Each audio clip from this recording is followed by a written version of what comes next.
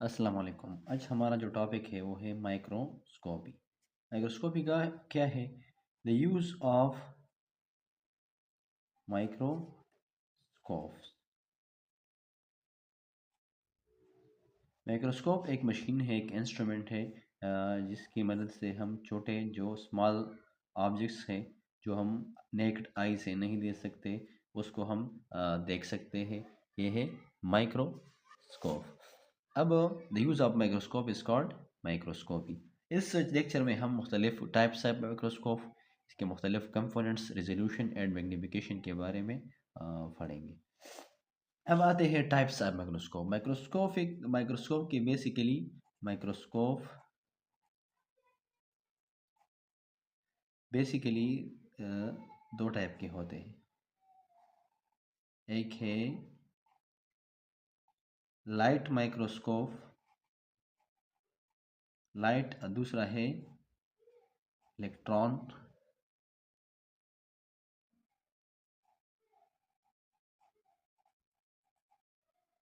Microscope, electron microscope. अब light microscope की भी दो किस्में हैं। एक है सैंपल और दूसरा है कंपाउंड। दोनों में डिफरेंस क्या है?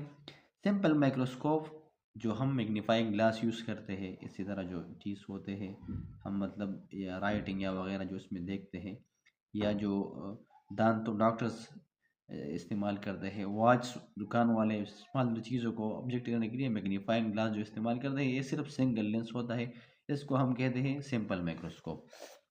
कंपाउंड माइक्रोस्कोप क्या है? जब एक से ज़्यादा लेंस इस्तेमाल हो जाए तो इसको हम कहते हैं कंपाउंड माइक्रोस्कोप। मतलब इसी तरह जब हम इस माइक्रोस्कोप को देखते हैं तो ये एक लाइट माइक्रोस्कोप है और इसमें कंपाउंड है, क्योंकि इसमें एक से ज़्यादा लेंस होते हैं। इसी तरह इस जगह पर ऑब्जेक्टिव लेंस होते हैं, इस तरह ये फीस होते हैं, इधर कंडेंसर लेंस होते हैं। तो इस किस्म माइक्रोस्कोप को हम कहते हैं कंपाउंड माइक्रोस्कोप। इसमें दोनों में डिफरेंस क्या है? लाइट माइक्रोस्कोप जो विजुअलाइजेशन के लिए, देखने के लिए जो सोर्स इस्तेमाल करती है वो है लाइट सोर्स। लाइट के ज़रिए हम अपना सैंपल देखते हैं। इलेक्ट्रॉन माइक्रोस्कोप में क्या है कि इसमें हम सैंपल को देखने के लिए जो बीम इस्तेमाल होती है, जो वेव्स इस्तेमाल होती है, वे मेनली इलेक्ट्रॉन बीम होती है। इलेक्ट्रॉन बीम के ज़रिए हम उस सैंपल को हेड करते हैं, इसी तरह वो हमें नज़र आ जाता है। लाइट माइक्रोस्कोप में सोर्स है लाइट। इसके दो किस्में हैं, simple and compound. Simple microscope एक लेंस जब यूज़ करते हैं, मतलब सिंपल मैग्नीफाइंग ग्लास। और कंपाउंड माइक्रोस्कोप टू और मोर लेंसेज, टू और मोर लेंसेज, ये हमारे पास एक कंपाउंड माइक्रोस्कोप है। अब हम आते हैं इलेक्ट्रॉन माइक्रोस्कोप। इलेक्ट्रॉन माइक्रोस्कोप भी दो किस्म के होते हैं। एक है TEM, ट्रांसमिशन इलेक्ट्रॉन माइक्रोस्कोप, ये हमें 2D इमेज देता है, 2D, टू डायमेंशनल इमेज। और दूसरा है SEM, स्कैनिंग इलेक्ट्रॉन माइक्रोस्कोप, ये हमें 3D इमेज देता है। अब हम एक टर्म है, इस माइक्रोस्कोपी में दो टर्म इस्तेमाल होते हैं, एक है रेजोल्यूशन एंड दूसरा है मैग्नीफिकेशन। रेजोल्यूशन क्या है? Ability of microscope, the microscope की एबिलिटी, ताकि कितने स्मॉलर पॉइंट के दरमियान ये फ़र्क वाज़ह करते हैं। मतलब दो पॉइंट्स हैं, इसके दरमियान कितनी हद तक जब फासिला हो तो ये हमें जुदा जुदा कर सकता है। मिसाल के तौर पर हमारे जो नेक्ड आई है, ह्यूमन आइज़, वो जब दो पॉइंट से इसके दरमियान अगर फासिला 0.2 मिलीमीटर तक हो तो हमारे आई जो है इसको जुदा कर सकती है, इसकी सेपरेशन कर सकती है, हमें जुदा जुदा वाज़ेह नज़र आती है। लेकिन अगर 0.2 मिलीमीटर से ये एक चीज़ की जो फासिला है वो कम हो जाए तो फिर हमारी आंख जो नेक्ड आई है उसमें डिफरेंस हो या जुदाई नहीं कर सकती। इसी तरह रेजोल्यूशन क्या है कि minimum distance between two points which can be separated by microscope. तो लाइट माइक्रोस्कोप की जो रेजोल्यूशन है वो है 0.2 माइक्रोमीटर। माइक्रो किस चीज़ की बराबर है? 10 पावर माइनस सिक्स।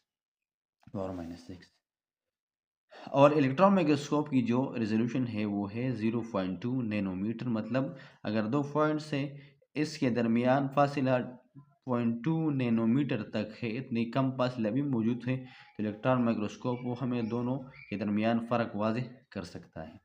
मैग्निफिकेशन क्या है कि how much increase in size of image, how much time it increase the size of image हो। तो हमारी जो लाइट माइक्रोस्कोप है वो है अप टू 10,000 टाइम्स, और जो इलेक्ट्रॉन माइक्रोस्कोप है वो है 1 लाख और 10 लाख थाउजेंड्स 10 लाख टाइम्स ये हमें इलेक्ट्रॉन की या जो हमारे सैंपल ही उसके इमेज इंक्रीज कर सकती है। ये तो लाइट माइक्रोस्कोप। अब हम एक लाइट माइक्रोस्कोप की सिंपल कंपाउंड माइक्रोस्कोप की स्ट्रक्चर देखते हैं कि उसमें क्या क्या पॉइंट्स हैं। यहाँ है, इसमें जो ऊपर जो लेंस लगा होता है इसको हम कहते हैं आई पीस और अकुलर लेंस। दूसरा इसमें दूसरा लेंस है, ये है इस इधर मौजूद होते हैं मुख्तलिफ लेंस, इसको है कहते हैं ऑब्जेक्टिव लेंस। और इसमें जो है ये यहाँ स्टेज होता है। स्टेज क्या है कि इसमें जो हमारा सैंपल है, स्लाइड वगैरह है, या हम इधर रखते हैं, इसको ही कहते हैं स्टेज। अब ये बेस है, इधर लाइटिंग सोर्स होती है, लाइट वगैरह होती है जो इस सैंपल पर लाइट गुजारती है। इधर एक कंडेंसर होता है, कंडेंसर भी जो एक लेंस है जो जो लाइट नीचे से आता है वो इधर सैंपल पर फोकस करता है। इधर एक डायफ्राम भी होता है जो अमाउंट ऑफ लाइट यहाँ से आता है तो उसको कंट्रोल करता है। अगर हम लाइट ज़्यादा करना चाहें या कम करना चाहें तो डायफ्राम के ज़रिए हम कम और ज़्यादा कर सकते हैं। इधर दो नोब होते हैं, फाइन एडजस्टमेंट नोब और दूसरा है कोरस एडजस्टमेंट नोब। नोब क्या करते हैं कि हम जब ये रोटेट करते हैं नोब तो ये स्टेज जो है ये आगे पीछे इस मोशन करता है, इस नोब के ज़रिए ये स्टेज मोशन करता है। तो इसी तरह ये हमारे जो स्टेज है या जो ऑब्जेक्टिव लेंस है उसके सामने फोकस हो जाती है। तो कोरस एडजस्टिंग नोब जब हम रोटेट करते हैं तो इसकी मोशन ज़्यादा होती है, ये हम ज़्यादा मोशन के लिए इस्तेमाल करते हैं, मतलब ये ज़्यादा सिर्फ मोशन करता है, बड़े फोकस के लिए हम इस्तेमाल करते हैं। अब अगर जब हम कोरस एडजस्टमेंट नोब के साथ ये स्टेज इस लेंस के बराबर करते हैं तो फिर हम फाइन एडजस्टमेंट नोब इस्तेमाल करते हैं। फाइन क्या करता है कि ये थोड़ा थोड़ा हरकत देता है, मामूली मामूली जब चेंज होते हैं। तो जब हम ये रोटेट करते हैं, जो अगर स्टेज सामने भी हो तो ये फाइन एडजस्टमेंट नोब के ज़रिए वो बिल्कुल सही तरीके से फोकस हो जाते हैं। तो कोरस एडजस्टमेंट नोब ज़्यादा मोशन देता है, बड़ी जगह से हमें इसको फोकस करते हैं, और फिर जब इस कोरस से एडजस्ट हो जाए तो फिर हम मामूली डिफरेंस फाइन एडजस्टमेंट नोब से निकालते हैं। तो इसी तरह जब लाइट निकलता है दर सैंपल पर गुजरता है, सैंपल से ऑब्जेक्टिव लेंस पर इमेज बनती है, फिर ऑब्जेक्टिव से उधर अकुलर लेंस या आई पीस पर गुजरती है और हमारी आई को इधर नज़र आ जाती है। तो इसी तरह हम एक मैग्नीफाई इमेज देख सकते हैं। तो ये थी ऑल अबाउट माइक्रोस्कोपी। तो माइक्रोस्कोप के दो किस्में हैं, लाइट माइक्रोस्कोप, इसमें फिर है simple single lens and compound double lens. Electron भी दो किस्में हैं, transmission electron microscope and scan electron microscope. इसमें दोनों डिफरेंस क्या है कि ये 2D इमेज देता है, ये 3D इमेज देता है। इसी तरह रेजोल्यूशन और मैग्निफिकेशन भी हमें समझ आ गई। ये माइक्रोस्कोप के पार्ट्स हैं। तो ये थी microscopy, all about microscopy. Electron microscope में क्या होता है, अगर कोई पूछे तो इसमें लेंसेस होते हैं, इलेक्ट्रॉन बीम सोर्स क्या है, इलेक्ट्रॉन बीम निकलता है, और इधर मैग्नेटिक लेंसेस होते हैं, मैग्नेटिक लेंसेस।